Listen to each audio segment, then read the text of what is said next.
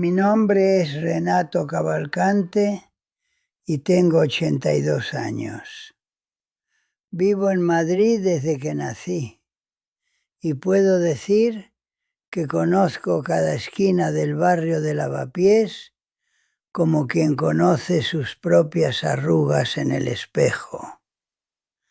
Esta ciudad creció conmigo, envejeció conmigo, cambió de ropa varias veces mientras yo insistía en usar siempre el mismo traje oscuro. Madrid todavía pulsa, todavía ríe, todavía hay gente charlando en las aceras al anochecer. Yo, por dentro, fui quedándome cada vez más callado. Me siento todos los días en esta silla de mimbre que Vera compró en una feria de artesanía en Toledo hace años. Es la única pieza de la casa que todavía guarda su olor, o al menos es lo que mi imaginación se empeña en convencerme. Todas las mañanas, cuando me acomodo aquí con el café que hago mal, siento que ella todavía está cerca, solo que no lo está. Y ese vacío que tardé tanto en reconocer fue obra mía. Construida despacio, ladrillo a ladrillo, a lo largo de casi 5 décadas de silencio voluntario. Nací en 1942, hijo de José Cavalcante y doña Nair, campesinos que vinieron del interior de Cáceres con las manos callosas y el corazón endurecido de tanto sufrir en la vida. Mi padre era un hombre de pocas palabras y mucha seriedad. Nunca lo vi abrazar a mi madre delante de los hijos. El amor de ellos existía en un lenguaje que tardé años en intentar descifrar. El plato de comida garantizado, la manta remendada en invierno, el patio barrido todas las semanas sin falta. Aprendí temprano que el sentimiento no se dice, se hace. Y se hace en silencio, con la cabeza baja y las manos ocupadas. Conocí a Vera en una verbena popular en el Instituto Público del Barrio, en junio de 1963. Ella tenía 18 años. Usaba un vestido de tela de algodón estampada color girasol y tenía la carcajada más franca que yo había escuchado en mi vida.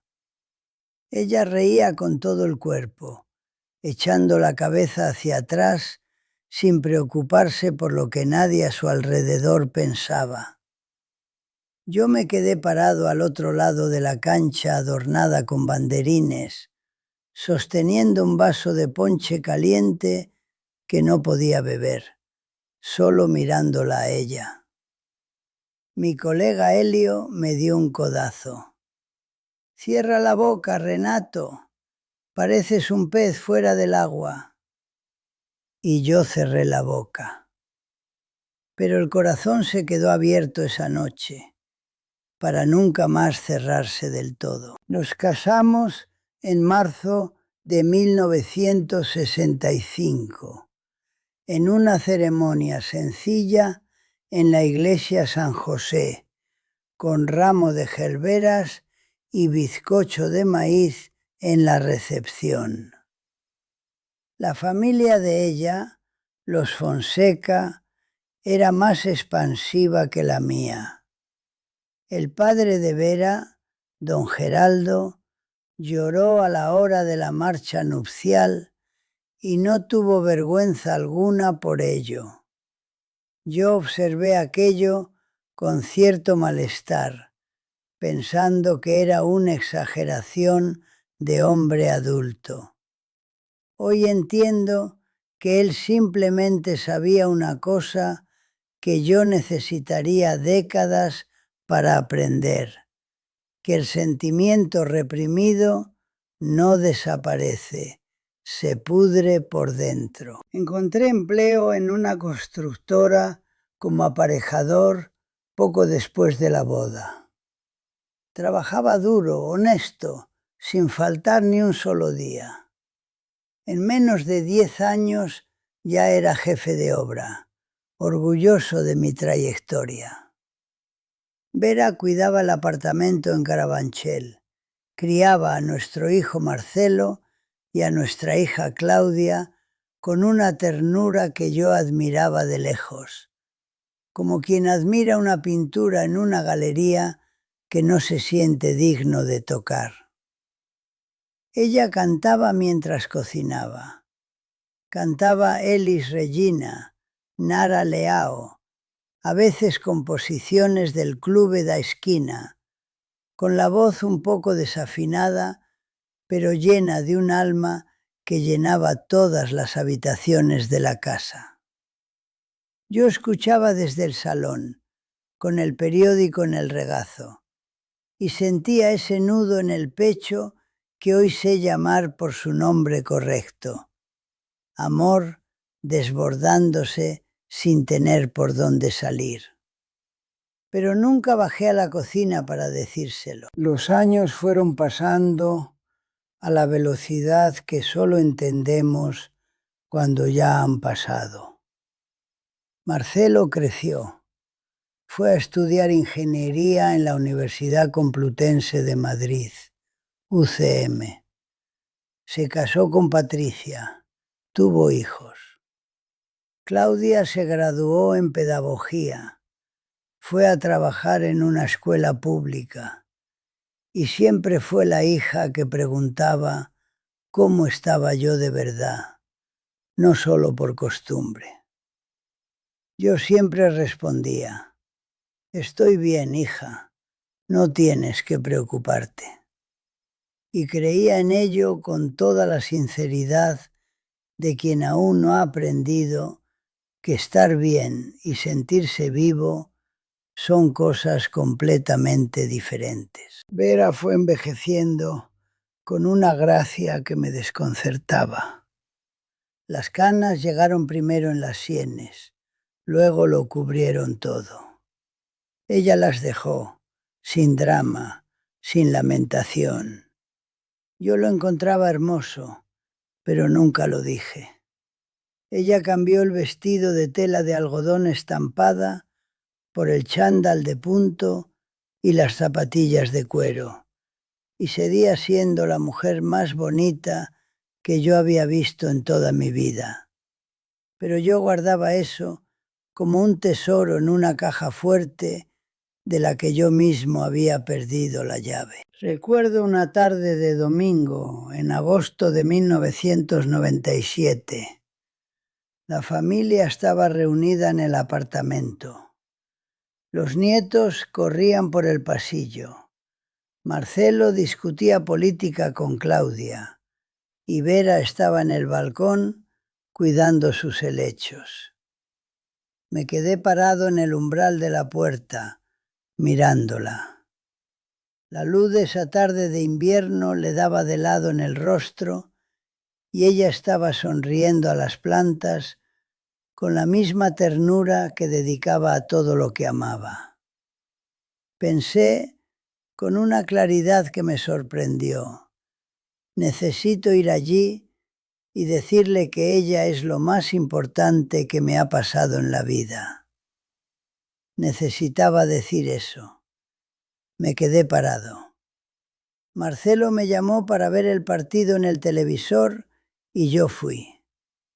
Ese momento quedó colgado en la memoria como un cuadro que nunca terminé de clavar en la pared. El giro que lo cambiaría todo ocurrió un miércoles lluvioso de mayo de 2003. Era de noche. Los hijos ya tenían sus propias casas. Nos sentamos a la mesa para cenar como de costumbre, el sonido de la lluvia golpeando la ventana, cubriendo el silencio que ya ni percibíamos de tanta costumbre. Vera puso el plato delante de mí. Arroz, judías y pollo asado como a mí me gusta, con romero y ajo. Luego se sentó, se quedó mirándome un buen rato, con los ojos tranquilos, y dijo en voz baja, casi en un susurro, Renato, ¿alguna vez te has preguntado si soy feliz? El tenedor quedó suspendido en el aire. Yo la miré fijamente. Ella no estaba enfadada, no había lágrimas, era solo esa pregunta limpia y honesta flotando sobre la mesa entre la salsa picante y la botella de agua mineral. Sentí el corazón latir más fuerte. Sentí que esas palabras eran el resumen de casi 40 años de cosas no dichas entre nosotros dos. Un inventario silencioso de ausencias que yo había dejado acumular como polvo sobre un mueble que nadie ya toca. ¿Y qué hice? Aclaré mi garganta, miré el plato y dije, tienes lo que necesitas, Vera. Nunca te faltó nada. Ella asintió despacio, con una sonrisa que no era sonrisa. Terminó la cena sin decir nada más. Lavó los platos con cuidado. Fue a ver la televisión. Y yo me quedé sentado a la mesa, con la comida enfriándose delante, con la incómoda sensación de que había fallado un examen importante sin siquiera entender cuál era la pregunta. La lluvia seguía ahí fuera. La casa estaba en silencio. Y dentro de mí, algo que yo aún no sabía nombrar, había empezado a resquebrajarse. Si esta historia te ha interesado, no olvides suscribirte a nuestro canal y dinos desde qué ciudad nos estás viendo. Continuamos.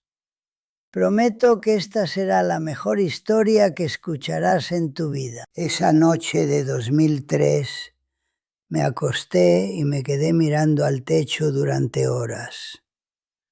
El ventilador giraba despacio en la oscuridad. Vera dormía a mi lado con esa respiración serena que siempre tuvo, como si el mundo fuera un lugar justo y ella lo supiera. Yo no dormí. Repasaba la pregunta de ella en la cabeza, intentando convencerme de que había respondido correctamente, de que proveedor y compañero eran lo mismo, de que el amor sin palabras sería siendo amor completo. Conseguí convencerme, al menos esa noche. Los años siguientes fueron tranquilos en la superficie. Me jubilé en 2005, después de casi 40 años en la constructora. Vera todavía daba clases de bordado a las vecinas en el salón de casa los martes. Reía mucho, recibía bien.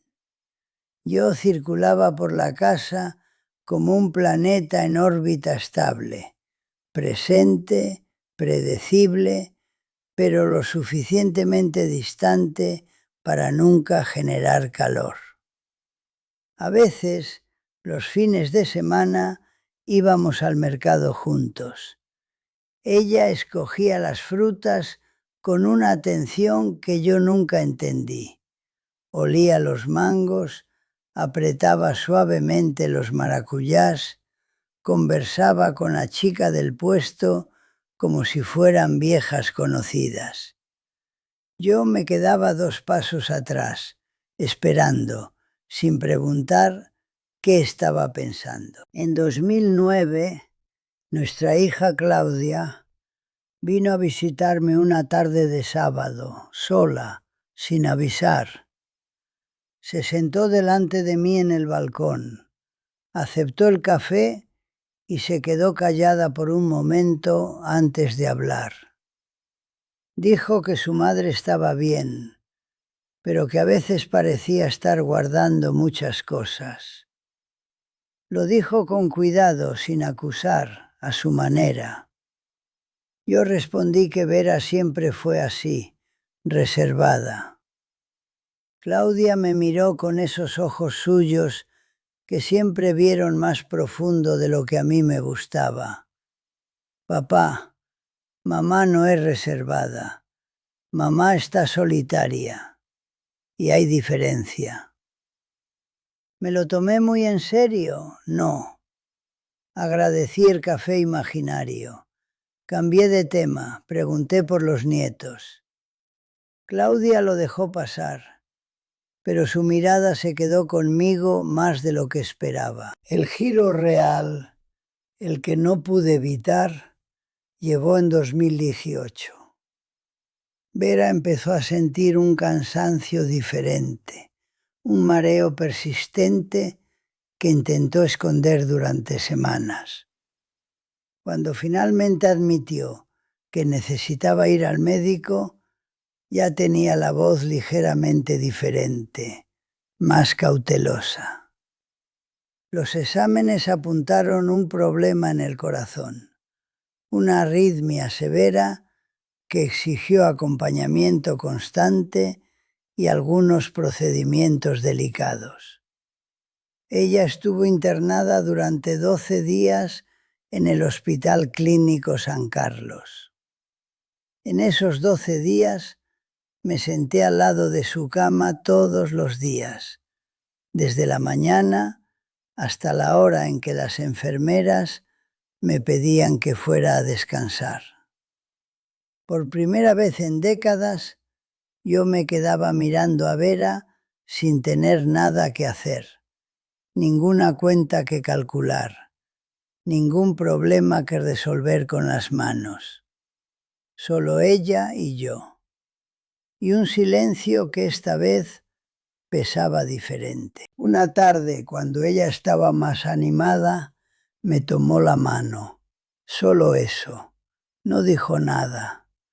Yo miré esa mano dentro de la mía, esas manos que habían hecho bordados, comida, habían acunado a mis hijos, habían plantado orquídeas en el patio del apartamento nuevo, y sentí una ola de cosas buenas y malas al mismo tiempo, una mezcla de gratitud y arrepentimiento que me apretó el pecho de una manera que nunca antes había sentido. Quería hablar, quería decir que ella lo era todo. Quería decir que había sido un tonto durante 50 años por creer que el silencio era sinónimo de solidez. Pero trabé, de nuevo, viejo hábito difícil de abandonar. Fue Marcelo quien me sacudió, sin querer.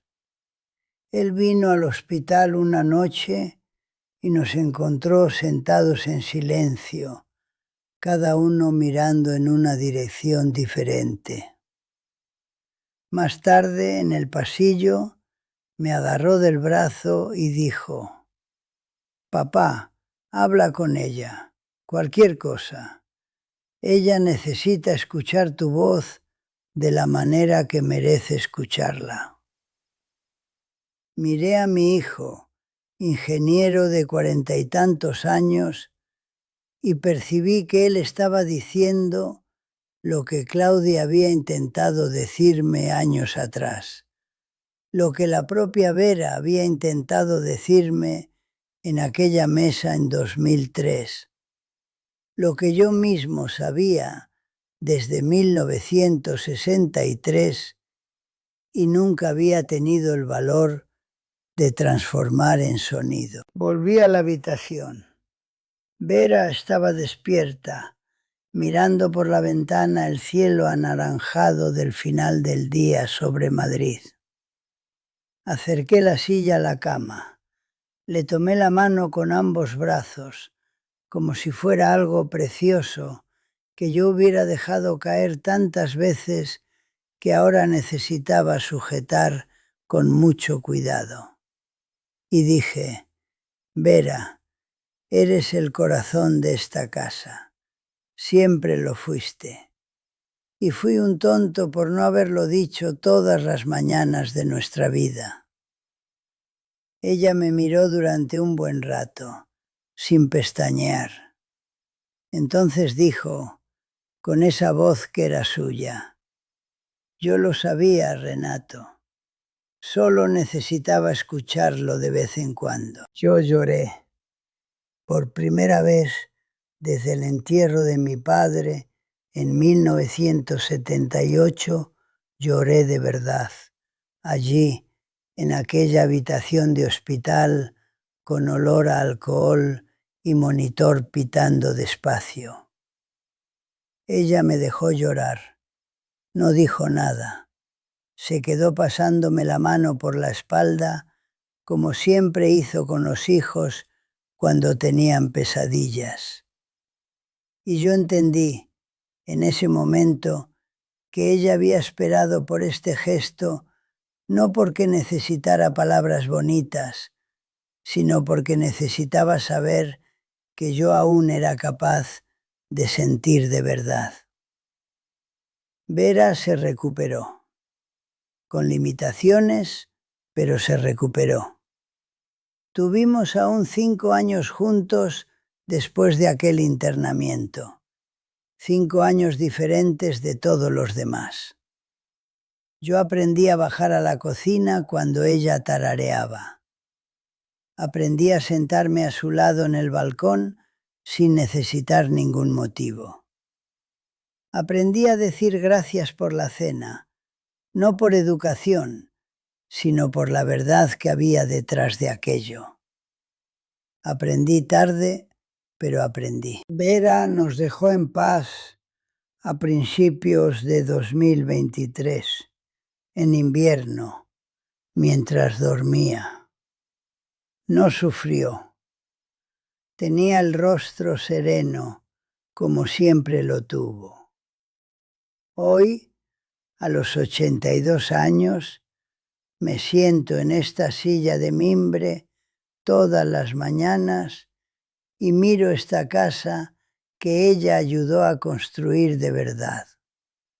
No con cemento y ladrillo, sino con presencia, con paciencia, con una fidelidad silenciosa que tardé demasiado en reconocer. Los últimos 5 años que pasamos juntos fueron el regalo que casi dejé escapar por orgullo. El otro día, mi nieto Daniel, que tiene 31 años y trabaja demasiado para una empresa de tecnología en Barcelona, me llamó para contarme que estaba bien. Le pregunté si le había dicho eso a su novia también, a Rafaela. Hubo una pausa en el teléfono. No mucho, abuelo. Le dije que no dejara que esa cuenta se acumulara. Le dije que las cuentas de los sentimientos no se pagan a plazos y que cuando vencen, vencen todas de una vez, con intereses que duelen más que el dinero. Si hay algo que aprendí en toda esta vida, es que la acción ofrece seguridad, pero las palabras ofrecen alma. Que pagar las cuentas no sustituye estar presente. Que comprar un regalo no equivale a explicar por qué la persona merece ser obsequiada. El amor no es un monumento que eriges una vez y abandonas. Es un organismo vivo que necesita atención todos los días, de pequeños gestos, de una mirada que dice: te veo, te elijo, importas. Mira alrededor de tu vida ahora. ¿Cuándo fue la última vez que miraste a los ojos de la persona que amas y dijiste algo que no estaba relacionado con una tarea, un compromiso o una obligación. Si desaparecieras mañana, ¿tu recuerdo sería asociado a tu sueldo o a tu presencia? ¿Retienes el afecto por miedo a parecer débil? ¿Sabes cuál es el sueño secreto de esa persona que comparte tu mesa?